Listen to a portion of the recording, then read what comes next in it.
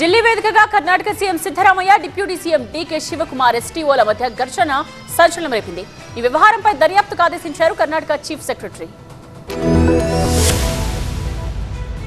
Karnataka CM Siddaramaiah, deputy CM DK Shivakumar మధ్య ఆధిపత్య పోరు కొత్త మలుపు తిరిగింది. ఢిల్లీలో ఇద్దరు నేతల స్పెషల్ డ్యూటీ ఆఫీసర్లు ఎస్డీఓల మధ్య ఘర్షణ తీవ్ర కలకలం రేపింది. ఢిల్లీలోని కర్ణాటక భవన్ లో వాళ్ళిద్దరూ కొట్టుకునే వరకు వెళ్లింది పరిస్థితి. CM Siddaramaiah special duty officer Mohan Kumar, deputy CM DK Shivakumar SDO H Anjaneya మధ్య గొడవను ఆపడానికి అధికారులు నానా తంటాలు పడ్డారు. నెల 22న ఢిల్లీ కర్ణాటక భవన్ లో జరిగిన గొడవ ఆలస్యంగా వెలుగులోకి వచ్చింది. షూ తీసి కొడతానంటూ మోహన్ కుమార్ తనను బెదిరించాడని ఆంజనేయ ఆరోపించారు. మిగతా అధికారుల ముందు తన పట్ల అసభ్యకరంగా, అవమానకరంగా ప్రవర్తించినట్టుగా విమర్శించారు.